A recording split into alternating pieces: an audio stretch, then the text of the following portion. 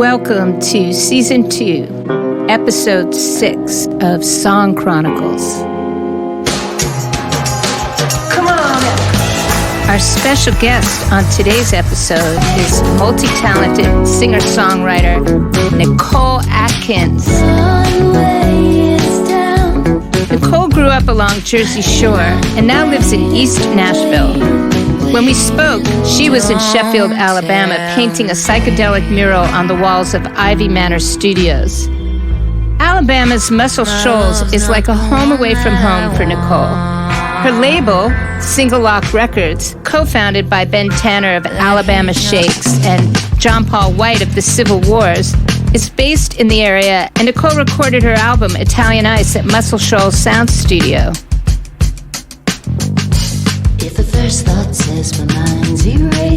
Music and art have been Nicole's thing since childhood. She studied art at the University of North Carolina, but ended up spending more time making music in various bands and on her own. Nicole says that she basically went from burning copies of her EPs on her parents' computer to signing with Columbia Records. I see you laughing, but you're laughing too loud. After a well-received debut called Neptune City and a cool Letterman appearance, Nicole traveled to Sweden to record her self-released sophomore album, Slow Phaser, utilizing musical ideas stored on her iPhone. She grouped up with Single Lock for her last two releases, Goodnight Rondalee and Italian Ice. In this episode, Nicole shares stories about her Alabama visits, what it's been like adjusting to a pandemic lifestyle after 15 years of touring, and how Britt Daniels of Spoon came to appear on Italian Ice. Please enjoy this conversation with Nicole Atkins.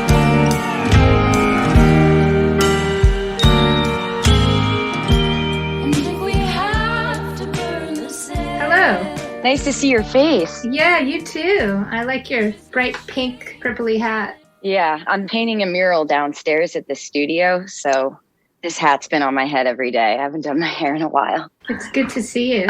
You too. We could talk about a whole bunch of things. I have a bunch of things I want to ask you, but just for people listening who may not know you yet, you are a New Jersey girl. Yes. Very much.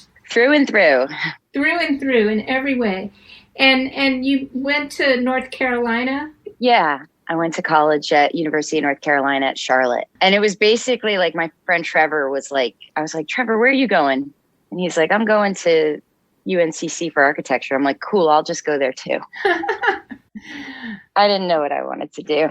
Like I knew I could draw and I knew I didn't want to like mess up my love of music with school because I was bad at school. Yeah. Yeah, but I just wanted to get out. So you did the art school thing? Yes. Like so many musicians have done. I know. I wish I could go to art school now because it's like now I love doing art all the time. But like back then I just wanted to like sing in bands and go to parties and not go to school. So. Yeah. So would you say you were a rebellious, like were you trying to cope with life on life's terms in your own teenage way? Yeah, I guess life coping mechanisms, but also like I come from like a family of party animals. Uh-huh. I think if I wanted to rebel, I would have, been an honor student. But yeah, that's a twist. Yeah. Yeah. Like, I mean, my parents definitely like, pressured me and supported me like in my studies and stuff. But like, having a good time was kind of paramount at my house. So fun. Yeah, it was fun when you wanted it to be fun, but when you just wanted to chill. Yes. It was not fun, but yeah, be quiet in my room, so. Yeah. And that's where the artist comes in when you want to chill. Yeah. And I got the real New Jersey treatment when I came to your birthday party at the Dive Bar and we were by the pool playing cards. And I thought it was fun. It was. This is what it's like in Jersey when it just felt like the real thing. Yeah. Yeah, I was, to people listening to this, we all played dice by the pool. It's called the Dive Motel, which looks like a place from New Jersey from the 60s. But it was so much fun. It was so many random people. Like people were just walking up to the table like, hey, can I get in this dice game? We had like 20 people in it. The pot was big. Yeah, it was a good game. How did it go? You did it with $1, right? Yeah. So you have $3 in front of you, and it's called LCR, left, right, center. Mm-hmm. And you roll, and you'll only roll as many dice as you have dollars. And when you get an L, you pass $1 to the left, R to the right, C to the center. You get a dot, you keep it. And you're never out, even when you have no money in front of you. So you're like rooting for your neighbors. Didn't you win a hand? I can't remember. I think you won one hand. I just remembered almost everyone at the table was a smoker but me. Sorry. Yeah. That's okay. That's how it goes sometimes. Yeah, you're like, this is super New Jersey now. I really enjoyed that, and I felt very grateful to be there at your birthday. Oh, thank you. So I knew you had a record called Neptune City, but I didn't know that you grew up in a place called Neptune. Yeah, everybody's like, wow, that's such a pretty name for a place. And I was like, it's a real place and it's not that pretty. Wow. Yeah. It's like, where do you live? I live in Neptune City. Yeah, I got that a lot in college. Where are you from? Neptune City. Yeah, I'm from Mars. That was your first record on Columbia? My second. We put an EP out with them first and then a record. Yes. So you started off with a major record company. I did. And, I put my records out myself before that. Mm-hmm. I would just go and record like 6 or 9 song EPs and just spend hours burning copies at my parents' house. Like I remember CD Baby, where it was like 1,000 CDs for blah, blah, blah. Like couldn't afford it. But I was like zip, zip, zip at my parents' computer like all day long and hand decorating them. So when I started getting courted by labels, like it was pretty exciting, like even like the indie labels. But when I was in the office at Columbia and I saw Barbra Streisand's picture on the wall and Pink Floyd's picture on the wall. And I was like, I want to try this, Yeah, and they're both my favorite. Yeah, there's a big distance between those two artists for sure. Yeah. Yeah, if you combine them together, you get something amazing. It's interesting because you really have been doing what you're doing now. It's not like you went straight into a major deal and then I don't know what to do now that I don't have major, major support. Major people paying for everything. Yeah. So you're just going right back to what you've always done, which is this cottage industry, really. Just the doing it, like before I wrote songs, I always played music. I sang in bars and restaurants on the Jersey Shore because that's like the thing. And that was always my job, like singing in bars and painting murals in people's houses. Like I've been basically doing the same job since I was 6.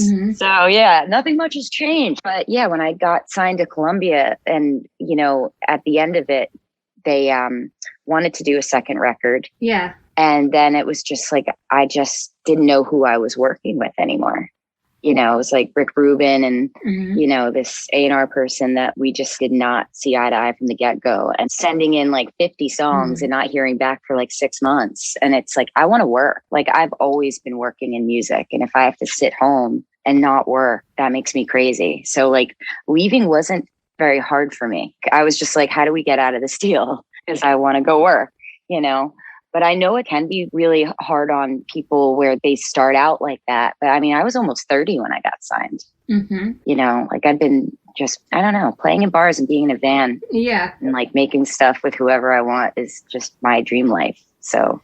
Well, I just have to just go off and be a Nicole Atkins fan for a minute, just because I am such a fan. I mean, you're one of my favorite singers ever. Thanks. And whenever I think, oh, Louise, you're not taking care of your voice. And if you want to be a singer, you have to just own it. You have to take care of yourself. So I always wonder if Nicole takes care of her voice, if she's just born like that.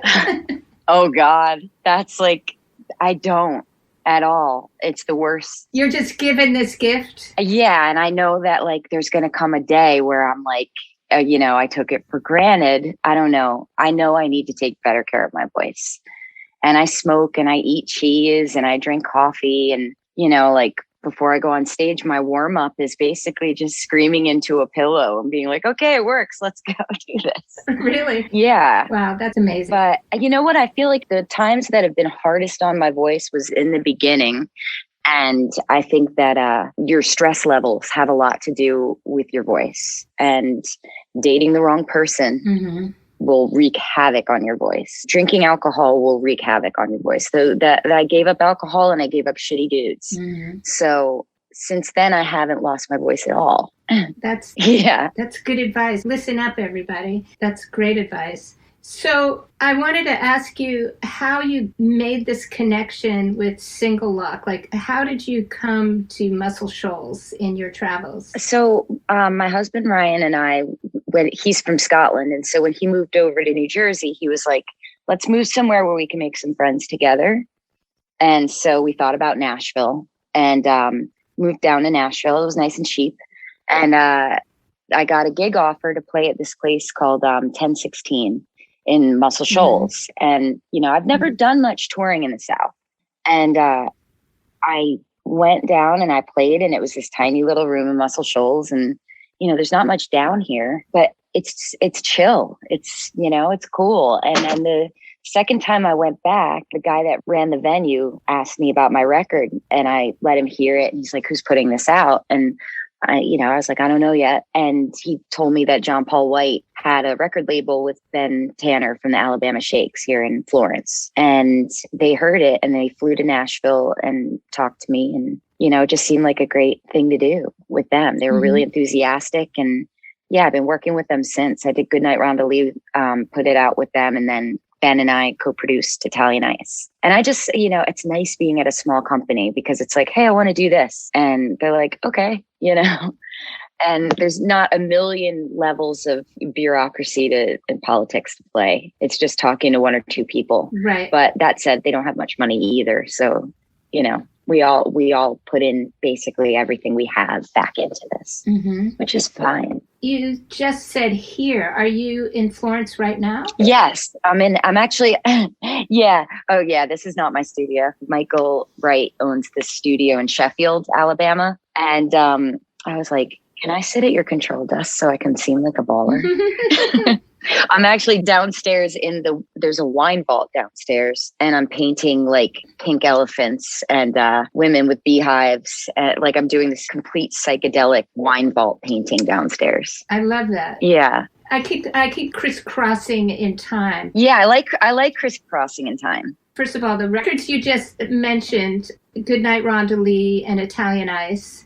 And what was the one before Goodnight Rondalee? Before Goodnight Rondalee was Slow Phaser. So I basically self-released that through 30 Tigers. And why do you say self-released through 30 Tigers? 30 Tigers is more of like record label services group. I see. So they'll like help you set it up and you can use their distribution, but you're pretty much doing everything yourself. Got it. And then you have a little more reach because they're used to doing it. Yeah. I mean, they're very good at Americana, and that was a prog disco record I made, so it probably was not the right fit. But yeah, I love all the records. I love them too. And this last one, the players were amazing. All of it's just so well done. Thanks. Plus, I'm excited because I got a song on one of your albums. Yeah, I love that song too. I love it too. That was a special song. That was a song about my friend Terry that passed away. That was like that week. Oh, wow. Yeah. Yeah. With Chris Seafried. That was fun writing with him, the two of us. Yeah, it was so easy. We were there for like an hour. Yeah, he makes it fun. And we were all on our game and having fun and enjoying it. We were on point. Yeah, exactly. Yeah, I'll give you a tour of this place. It's really cool. You're listening to Nicole Atkins, live from Florence, Alabama. I'm looking at a beautiful chandelier and a very nice ceiling, too.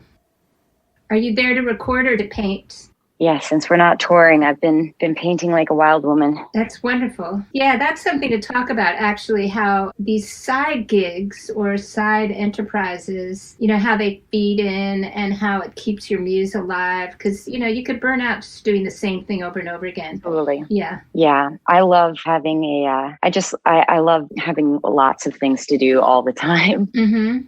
It's good for my ADD. And I always thought that like painting and music were very separated for me. And when I started writing songs and touring and recording, I just stopped painting.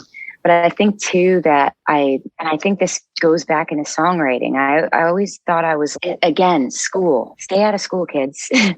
Like going to school for painting and illustration, like I would always compare myself to people. And I'd be like, well, I'm not as good as this person or this person. So like, why am I doing this if I can't be like amazing at this? But the thing is with art, it's not figuring out how to be amazing at it. It's figuring out how to really enjoy it, So it's like, you don't have to, know how to like draw a portrait of somebody. You just have to find some material to work with and a way to paint that makes you really happy doing it. And that's the same with songwriting, like the comparing what you're doing to other people, like will always make everything you make probably fail. You have to just remember why you started writing to begin with. It was because it was fun, Yeah. And get away from that constant need to have applause from other people in order to keep going, like really to give it to yourself. Yeah. Like I'm even noticing downstairs, like when I'm painting this mural and I'm like doing these like beatnik monkeys that are snapping, just like when I do something that like pleases me, I'll be like, ha, ha. And like my husband keeps turning around. He's helping me like fill in just like big patches of it with paint. And he's just like, you happy with that? I'm like, yeah. That's great. Yeah, he's a crew person. So he's unemployed too right now. That's awesome. And I love that he's helping you with it. That's beautiful. And so, so when we spoke about doing this interview, you were in Nashville. So I didn't know that you were traveling. But you were talking about how you've been touring for 15 years. And we talked a little bit about how much of a screech to a halt it is having this pandemic and not being able to do that. It's definitely, I think me and almost all of our friends had to learn how to like live. I was like, wow, I've never spent time in my house or tended to my yard or, I see my husband maybe 2 months out of the whole year, every year, because we don't tour together. So that was kind of the silver lining of it. It's just like, oh, wow, I like you. I like our stuff. Let's do stuff with it, So it's been so different, but I've enjoyed it. I just keep remembering that like this is temporary, all the times that I'd on tour for like a year straight with no breaks until like you have like a crying thing for like, at the end of a 7-week tour with no breaks and you just wake up at 6 p.m. and you can't stop crying till like 2 a.m. because you don't know what time zone you're in. I keep remembering that. And it's like, hey, remember that. Enjoy this time. Just chill. Give yourself permission to chill because things will pick back up again and you can't. Yeah, that's a really good way of looking at things. So I didn't realize that you were touring for such long periods of time. And I imagine that your tours haven't been like super cushy because you're an independent artist. And so, I mean, you probably have a pretty small crew, right? And band members. Your crew is probably interchangeable with like front of house and band members and moving stuff. Yeah, if we even have front of house sometimes. Things are tight. We do a lot of it ourselves. Yeah. I always say that my comedy shtick has gotten really good because we've never had crew. So when things break on stage, you got to fill up the time. 15 years of that, pretty sharp. Okay, so if everything had broken down right now and there was a crowd, what would you say in this moment? Right now? Yeah, I just put you on the spot. Everything's broken. What are you going to say? Yeah, I'd say, all right, there's the sound of a saw going on right now. I'm not hearing it. I'm hearing it. And I would say to the crowd when all the sound stuff quits, okay, let's go downstairs and get this person. How many people want to get in a fight with a construction guy right now? Right. It's so loud. Yeah, I got it. I got your drift. Yeah, I was once in the studio with a pneumatic drill, like right at the downbeat outside. And we all just, the best musicians in the world just sitting there tapping their feet, waiting for 3 minutes of silence. I mean, you're in LA. You probably have a lot of planes flying overhead too, right? Or helicopters. Yeah. A lot of planes. I'm surprised there hasn't been one while we've been on the phone talking or on Zoom. Yeah, so I want to hear again, you told me the story, but I love the story so much about how you smashed it on the David Letterman show. Oh, God. Yeah, the first time we were on Letterman, so my record was supposed to come out in I think July. And this was on Halloween or the night before Halloween. And Rick Rubin started working there and was like, oh, cool. I'm going to take your record off of the schedule 2 weeks before it was supposed to come out. So like, just kind of like fucked everything up. And can I curse on here? Absolutely. Okay. Yeah. And so by the time we did Letterman, it was okay, guys, this is what we've been waiting for. This is crazy. That's like thing like I never thought about. You know, I thought I'd put out a few records and waitress and go on tour sometimes. And I didn't think I'd be like on a major label on the David Letterman show with a string section. You know, I was painting olive trees in Italian restaurants and singing at the Irish pub and on academic probation forever. So yeah, it was really exciting. I said to my band, I was like, let's pretend we're going to die right after this. And then like Dave came up and wouldn't let go of my hand and, you know, asked me to go get a steak. And I love that. And I miss that like old school entertainment where like music was important as entertainment. And it was like that back then, like even in 2008, it was like that. Yes. And so if people want to see that, just go on YouTube and look up Nicole Atkins and David Letterman. You can see that performance, which is great. Yeah. There's a couple. We were on a couple times, but I would check out the one that's the way it is. And how did it come to be having strings on that? Did you request that? Yeah. Well, I mean, the album is really string heavy. So, you know, I think there's strings on every song. Back in the day when they would let you bring a lot of people on stage. God. Could you imagine like even just recording in a studio with everybody there at the same time, you know? You're talking about the way it used to be a long time ago. Yeah. Yeah, exactly. 1 take, 2 takes maybe. Yeah. Yell at the bass player, cut it again. Yeah, the whole, you know? Right. The producer's looking at their watch going, oh God, we can't go into overtime. I just think that would be like, I don't know, if I had a dying wish, it would just be to like have one day to do that. Just burn money and have fun. Yeah. Well, imagine working with Frank Sinatra, who'd say, not feeling it today, guys. Yeah. Come back tomorrow. That's what I'm saying. And apparently he wouldn't feel good if he wasn't wearing the right thing. Oh, they had it so good. They all had it so good. I don't feel good if I'm not wearing the right thing in the studio. Like, I wouldn't wear this to go record. You wouldn't, or you would? No, I wouldn't. I'm wearing a turtleneck right now and black jeans. I'd wear it to paint. But in the studio, I like to put a suit on. I like to feel like, you know, I'm going to work. You know, it makes me feel like I have my shit together and I'm in the moment. Right. When you say a suit, is that kind of like a business suit? Like a jacket and pants and some loafers and a blouse. Very cool. A lady suit. Yeah. And you wear it well. Thanks. So you're a snazzy dresser. Snazzy's the wrong word, but yeah, but you know, like snazzy's cool. Snazzy's a great word. Choice, classic, vintage things. Keep it straight. Yeah. So you're doing Patreon and you really have it down. Like you've done it in this way where you've supported your friends, right? Yeah. And you put together this package of introducing your fans to not just what you're doing at the moment, but look, check out my friend. They're putting out this record. And can you talk more about it? Because it's beautiful what you're doing. And I love how you're going about it. Yeah. Yeah, I mean, I like to think of it like my Patreon is like a clubhouse for like my like little art family tree, you know. And if they like my stuff, it means, you know, that and they're paying to be on Patreon. They're pretty like hardcore music fans, you know. So the people that are on my Patreon, they're like in record clubs, and you know, like they have like a vinyl discussion group, and they'll always ask me to like suggest songs for them to talk about in their group. And so I like to make playlists and, you know, do little variety shows. Since lockdown, we've been doing some like video variety shows, taped from home and featuring like a bunch of my different friends' music or art or short films and stuff like that. Yeah. And then you took that on to... It's like Pee-wee's Playhouse. But yeah, it would be more fun to have you introducing than Pee-wee. A little more melancholy. I don't know. It's just the feminine touch, I guess. I don't know. I do love Pee-wee. Yeah.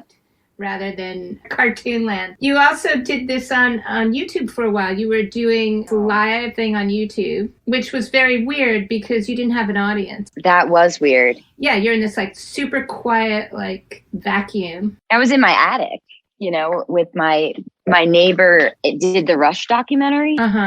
Yeah, so it was right when the pandemic started, and I was about to go on tour with my band. We were headed to Austin, and we had to like basically turn the van around and come home. And then my husband got back from New Zealand with, he was out with this girl singer named Wiseblood. It's really amazing. And we were like, what are we going to do?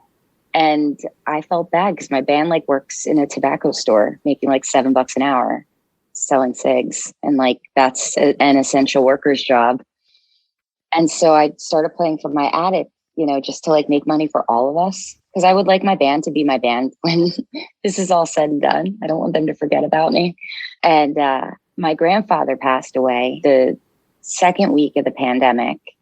And it was just seeing my parents and seeing that they knew how to use YouTube in the comments, and all of the fans that had met them maybe at like an Asbury Park or a New York show. Mm-hmm. They were like, oh my God, hey, Dutch and Connie, I ate one of your sandwich. And like seeing the interaction just let me know like, oh, wait a second, I'm not alone up here, right in the, you know, camera right there. That's all my people. So I just like could imagine in my head that they were all there, like hanging out, you know, at the end of it. Like it just definitely reminds you like, man, I really love doing this, you know. That's a great visual. It's interesting too, because you didn't have people there, but you imagined they were there. And I have often done the opposite when there's a lot of people there, imagining that maybe I'm just in a living room and there's just a few people there. See, that would freak me out. Like a few people, I get scared. But if it's a lot of people, it's just like, oh, they all become this nexus of energy. Instead of like, if there's like 5 people in a living room, I'm like, how was your day? What was your day like? I wonder what they ate today. Like all these thoughts are like, but yeah, it's funny. Like I almost equate crowds to, I think of this one moment when I was first quitting drinking. I was at a group show like this big, we did the Last Waltz at the Capitol Theater. And it was all these different bands, and most of them I'm friends with and some of them I'm not, but like, it was just because I hadn't met them yet, you know? So it was like a really cool event, but everybody's drinking. And I'm just like, oh, and I said to my friend Katie, I was like, she's like, what's going on? I'm like, I just wish I didn't feel so weird.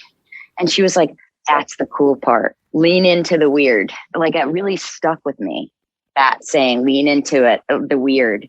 So now, like, if I do a show and it's like a little bit, if it's not, you know, super packed, I just make the show all about them, like individually, like trying to like, you know, put them into the show basically. And like once everybody's involved, it makes me just think like this isn't about me, it's about us, less scary. Yeah. Well, the scary is a little bit important because you want that excitement. You don't want it to be, you know, so comfortable that you're not really putting that excitement into it. Yeah, there's a difference between that. That's the good type of nervousness. Yeah, I don't really have that anymore. The bad anxiety. No, I always have the nervousness. I don't know if I've ever had bad anxiety getting on stage. I think I have bad anxiety in life, you know, doing normal things like washing dishes to a dinner party. Yeah. But on stage, nothing's ever wrong. Even if shit starts to break, you know, like that's, I don't know, when things go wrong, I'm like, this is an opportunity to try and make something really special out of a shitty moment.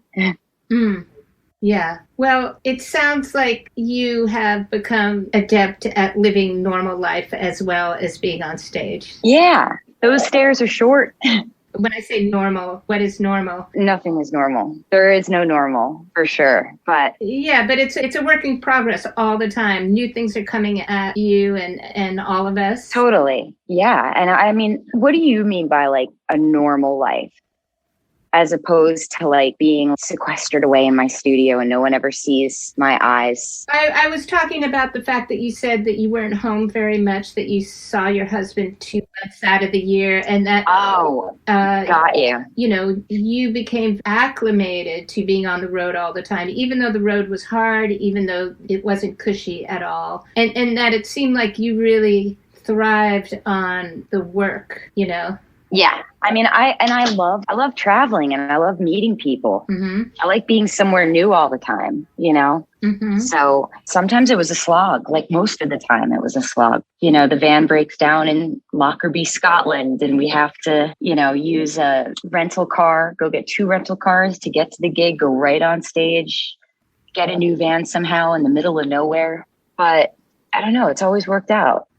It's always a good story after the fact. Yeah, attitude is everything. Yeah, you gotta stay up. Right. And I remember like we had this one tour in Europe where like everything that could have gone wrong went wrong. You know, money went missing, the van broke, we had to strip it and leave it. Remember that band 10cc? I got their van, which was beautiful and awesome, but it was also like $4,000 out of my budget. So I was like, cool, I'm playing 30 shows in 30 days to go $4,000 into debt. Because I was just going to break even. And then our guitar player's wife got breast cancer. He had to go home. And so the opening act learned the songs. And it was just the whole time we were like, it's okay. It's okay. You know, like there's a traffic jam. We're late. We break out jump ropes and we're just like, do. And then the neighbor's car starts being like, can I see the jump rope? But then at the end of the tour, when I got home, I was like, bawling. And my husband was like, it's okay. You deserve this big cry. And I felt really good that I didn't lose my shit and bring everybody down when like the universe was trying to bring us down in every way possible. We didn't let it because we had a job to do. And the job is, you know, bring some joy to people. Yeah. You got character. Thanks, Louise. Yeah, as opposed to the divas who are complaining, you know, come on already, where's my vegan restaurant and coffee shop next to the venue? Exactly. Like, shut up. Yeah, completely. Well, will you talk about Muscle Shoals a bit more? Because, you know, I have a bit of history there. My father made a record there in 73. Yeah. And some of those same musicians are like still around. Yeah. David Hood was just here the other day. And I told him we were doing this podcast. And he said that your dad came to the studio and recorded there. That's fantastic. 73 was like the prime time year over at Muscle Shoals Sound. Yeah. So since you're right there in the thick of it, can you tell people about Muscle Shoals Sound? I mean, some people may have seen the documentary Muscle Shoals. If you haven't seen it, it's just one of the best. It's awesome. Best documentaries. It really is. And it's a really, really important place in American history in terms of recording and music. So you know a lot about this. So I would like you to tell your story about it. Well, I hadn't seen that documentary, and I did, but I got introduced to all of, you know, the guys from the Swampers and Spooner Oldham that played on everything, and Aretha Franklin's band, like this group of like kids that when they were 16, they just backed up all of these people from all different genres and like, you know, just made so many legendary records that you're like, that was you? That was what? You know, and I got asked to sing at Spooner Oldham's birthday party. It was his 75th birthday. His daughter Roxanne asked me to do it. And so I came down and Dan Penn was there and the Blind Boys of Alabama, Spooner, David, Kelvin Holly from, he was Little Richard's guitar player for like 40 years. And then Neil Young's band and Peggy Young and just all these like heavies. And they were just so nice and so cool. Like they just look like your dad or like, you know, like your family's friends, but super Southern.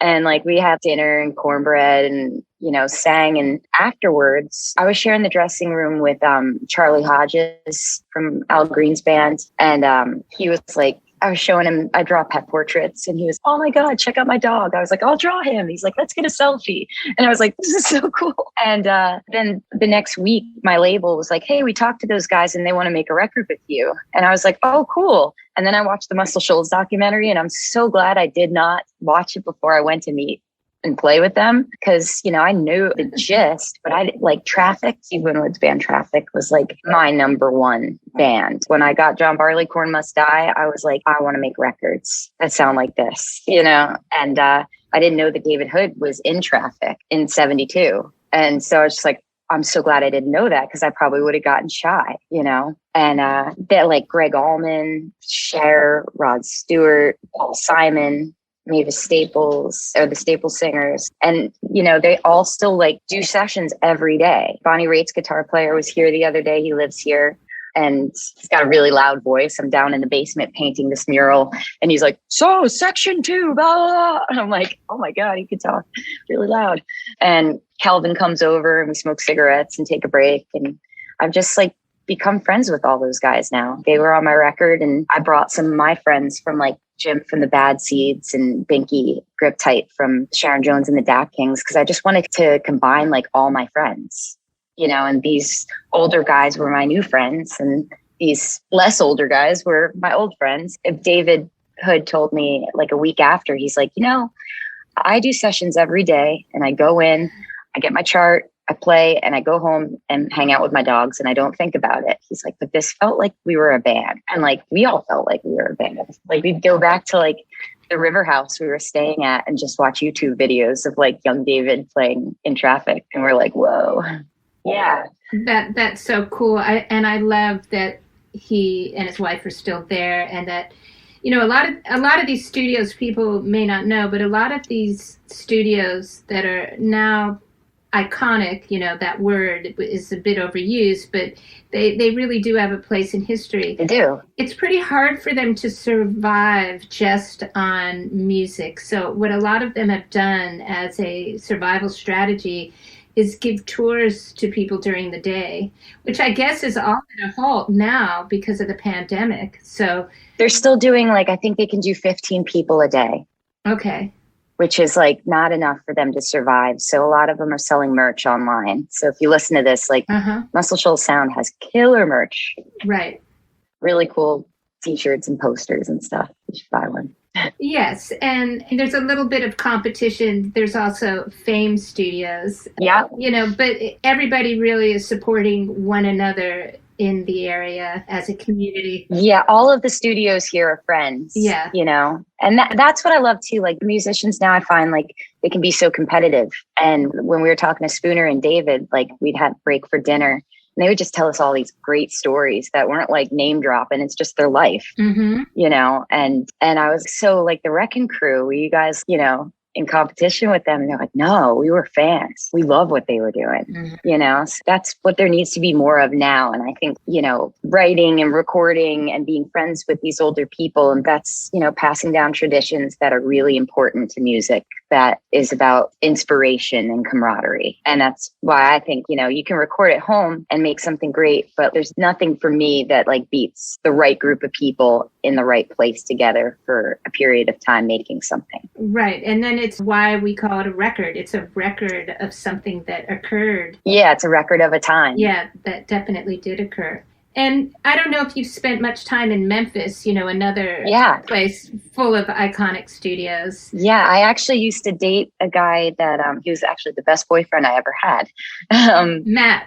Other than my husband, Matt Rossbang. He was running Sun Studio when we were together. And so that was just, you know, that whole city is really cool when a city's built around music. Yeah. Like that's the thing. And like being from Asbury Park, that was, you know, there was so much time where Asbury Park was just desolate and burnt out and gross. And the one thing that kept the fire burning was, you know, the Stone Pony and music and the musical history and tourists. Yeah. And music does grow through the cracks in the concrete like nothing else, you know? Yeah. It's like people with Alzheimer's, you know, they still like melodies bring them back. Melodies help them remember, you know?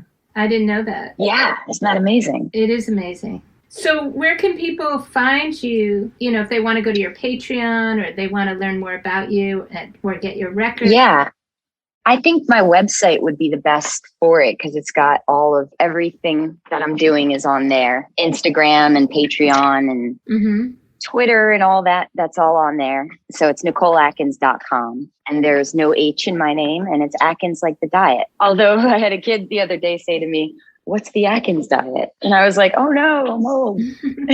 Yeah. It was basically you could eat as much bacon and cheese, according to my dad, as you wanted. It was a great diet. No, I feel like I kind of do that diet just because I eat like a 12-year-old boy on the boardwalk. Like, I don't think I want to do that diet. It's terrible.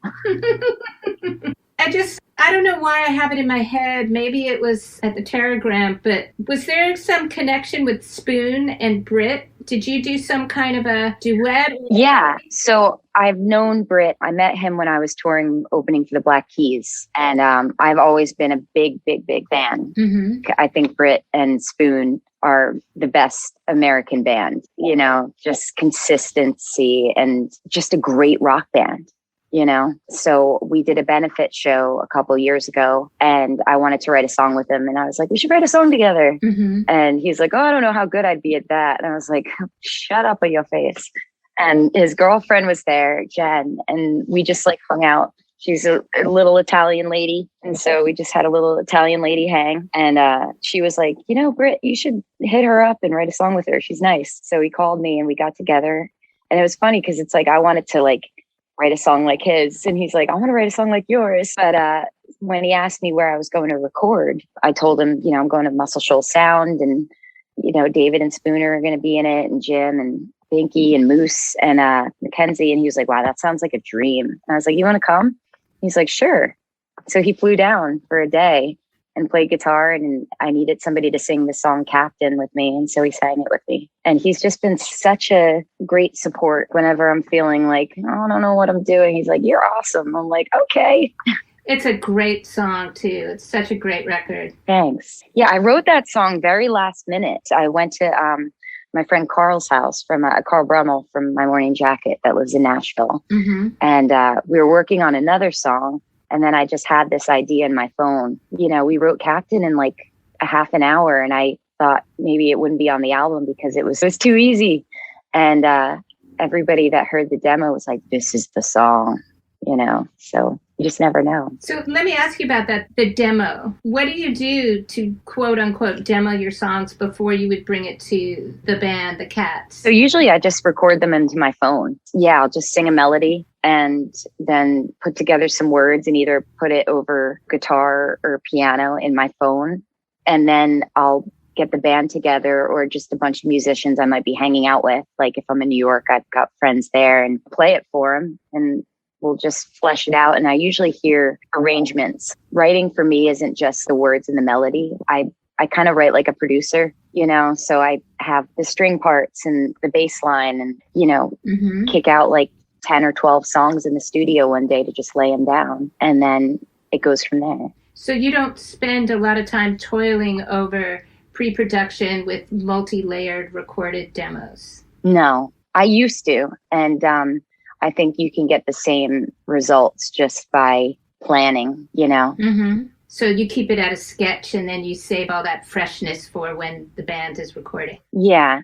And the sketches are, you know, they're detailed. Mm-hmm. There will be like, you know, the first song on Italian Ice is called AM Gold. And I had the melody for that in my head for 6 years. Mm-hmm. And I knew that it was the opener of the album.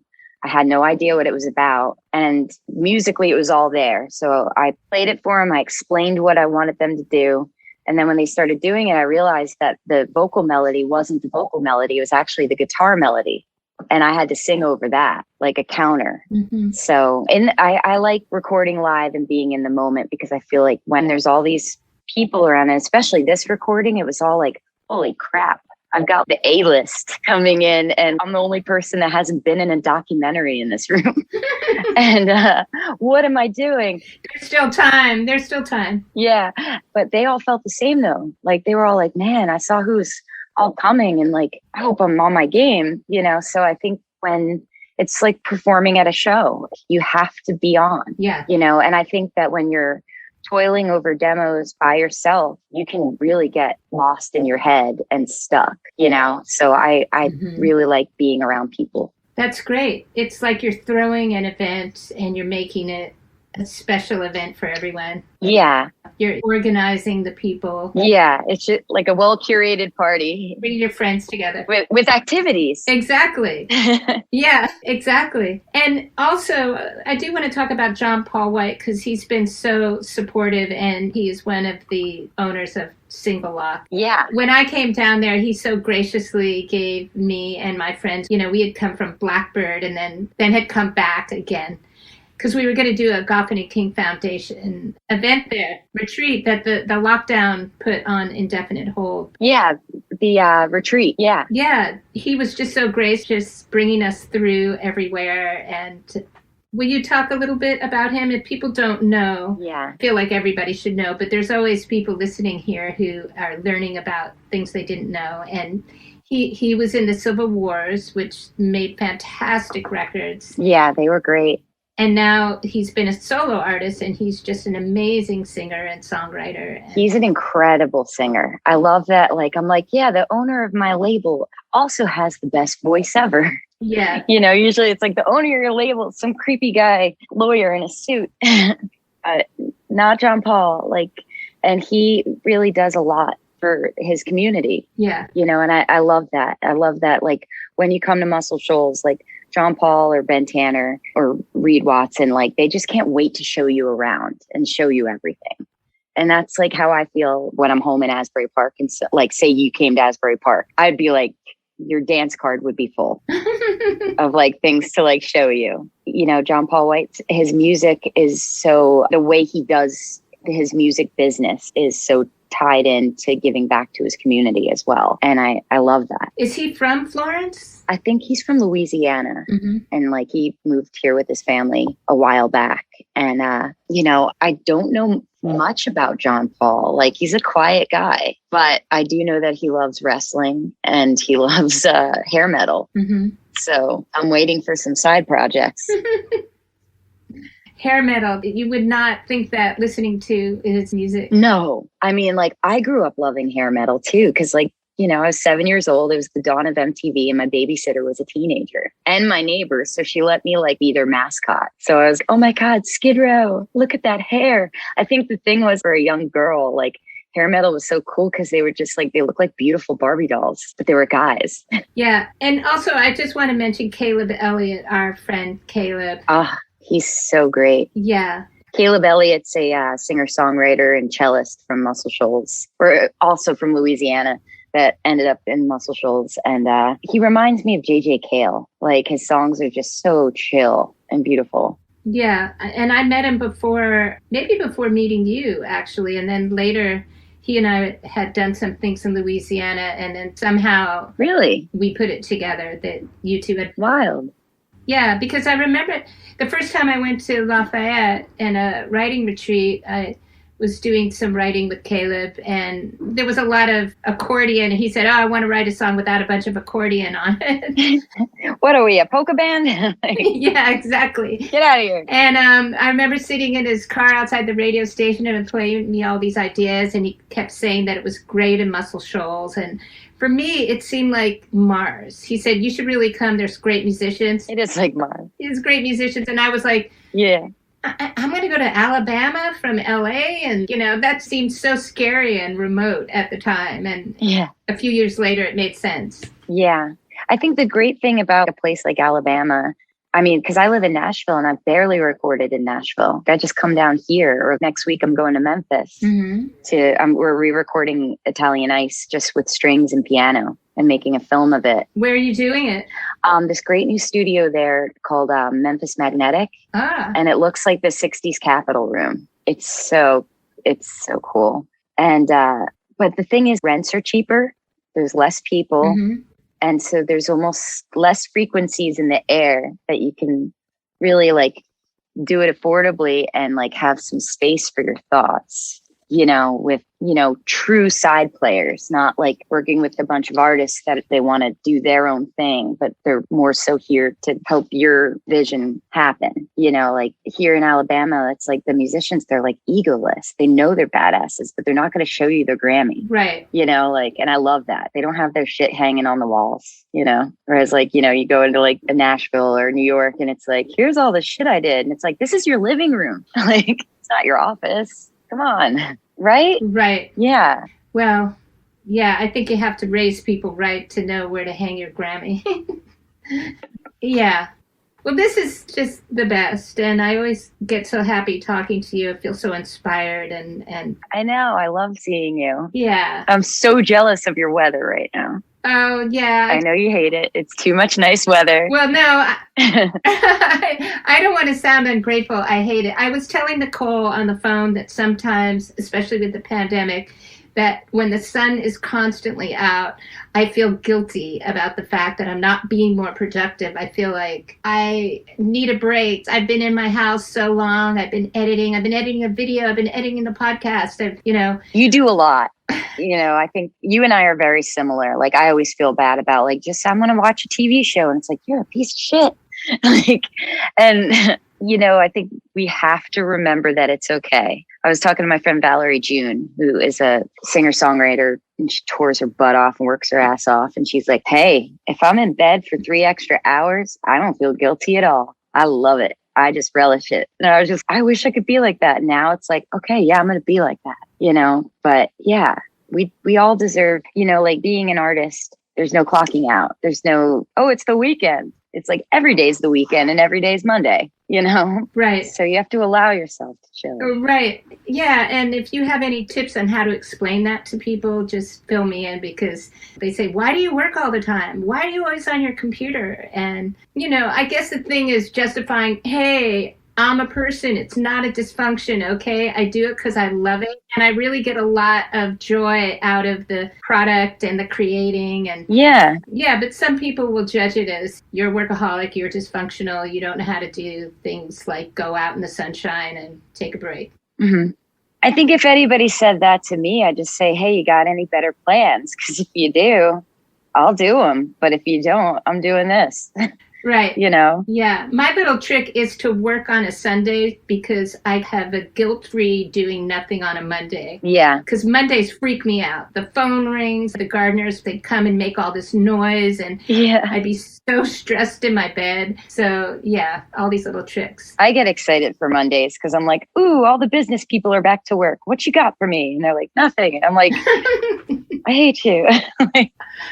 Well, it's so nice to see you, and I'm really delighted that we could have this conversation. Yeah, you too. Do you want to see the mural that I'm painting?